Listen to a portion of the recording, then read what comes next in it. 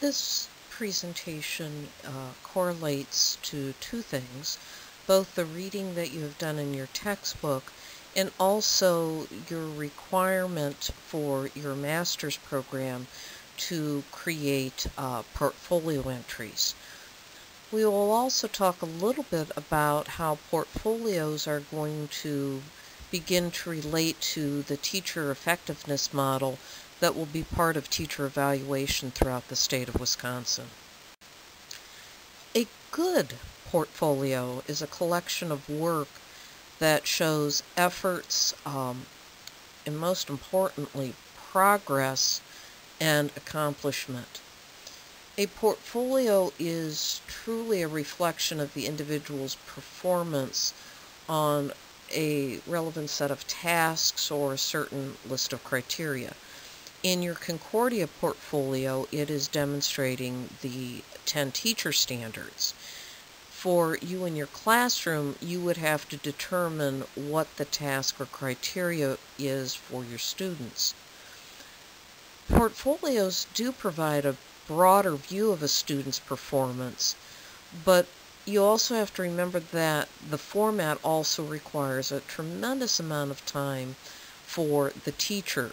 So while I am a strong supporter of the use of portfolios, you need to be certain that they are well designed and you have provided ample time both for your students and you as the instructor to provide meaningful feedback to the students who have developed the portfolios. A good portfolio has very clear expectations that are given by the teacher to the student. A portfolio is far more than a collection of just stuff, activities or products, etc. If you do a portfolio well, it becomes a very thoughtful demonstration of the knowledge and skills that have been obtained over time. And one of the key components is that there needs to be reflection included so that the student can evaluate work done at the beginning of a quarter compared to at the end and be able to discuss their learning that took place and how they have grown and what changes have been made. A good portfolio is a very, very thoughtful process that demonstrates a lot about the person creating the portfolio. A portfolio is unique in that it is both a formative and a summative assessment. The formative nature is as entries are developed, it provides the teacher time to discuss and provide feedback so that the student can learn and grow over time. The teacher can also look at the entries and use those entries to impact and inform his or her instruction. The summative nature of the portfolio demonstrates the growth of the student over time. The opportunity for reflection on entries also allows the student to participate directly in their own growth and learning, their self-reflection, and to be able to become more aware and to more develop their ability to clearly communicate changes in learning that took place. Here are a few more tips about a good portfolio. A portfolio is not a professional scrapbook. In fact, the portfolio is a place that work can be very messy because the learning process is not only always clear and concise, but if you have writing samples, there may be marks on it, there may be notes on it. It's not just putting in the final pretty copy, but to show the beginning one that has errors and spelling mistakes and needs edits. It's the marks and the transformation that really clearly demonstrates the growth over time. Good artifacts also need to clearly represent the developer and no one else.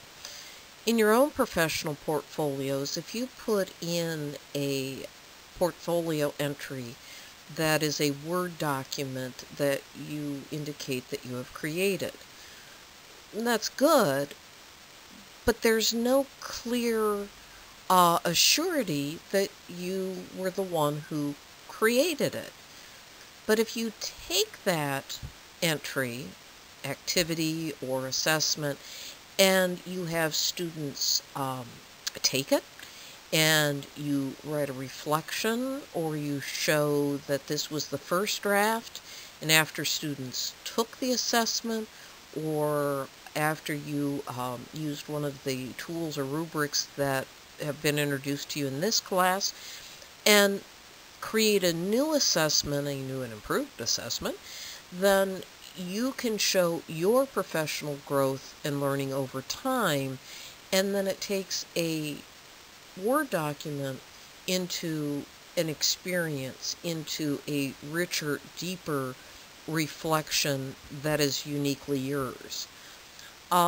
Entries should be separated by some instructional time.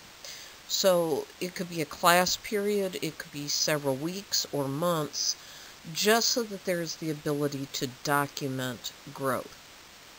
That's a key part in having a really rich and deep and good portfolio.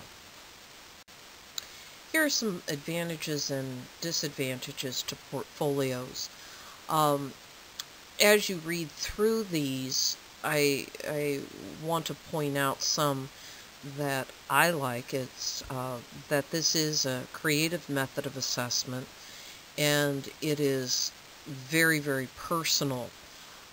I recall back doing my own national board portfolio and reflected on how personal the work was, that this was really an effort of my expression, my beliefs, my philosophy, and it became a very personal document to reflect my teaching practice.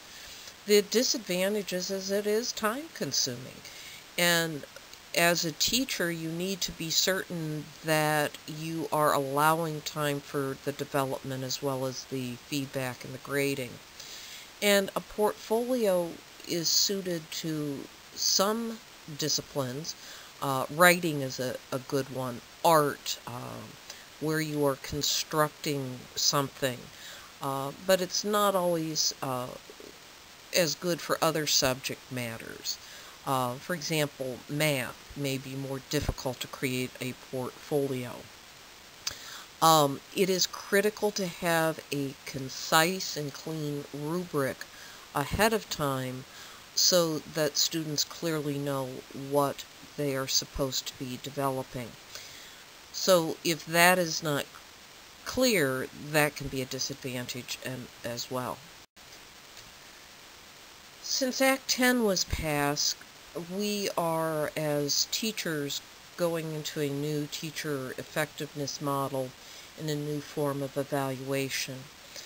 One of the benefits of this system is it is truly more of a growth model to help us grow and develop as educators.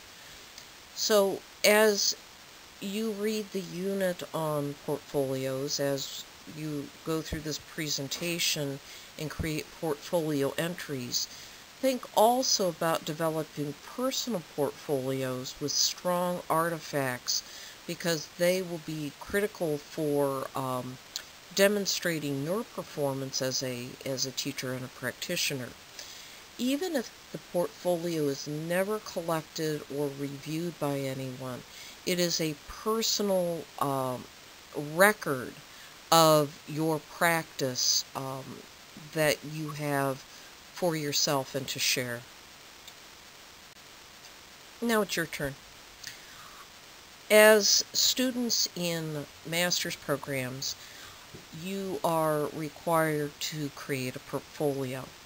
If you are in a licensure program and you are not required to do a portfolio, then I would still like you to do this entry for the practice. What I would say is, if you are not required to do a Concordia portfolio, is to please contact me, and we will change the criteria to more reflect your current assignment, so that you are creating something that is practical and functional within your classroom. So what I want you to do is to choose an activity as the subject of your portfolio, and I'm going to recommend that you either choose the reviewing and updating of assessment with best practices that you have already done, and or the activity you did earlier this week about translating assessments to grade reports. These both are somewhat complex. They show some deeper thinking. The updating assessment shows a before and an after and rationale. So I would like you to create a portfolio entry for your Concordia portfolio. There is a portfolio activity describing this, and there is a rubric for the criteria. Again, if you are not required to have a portfolio for your program at Concordia, please contact me right away and we will tweak this so it is more pertinent to your practice.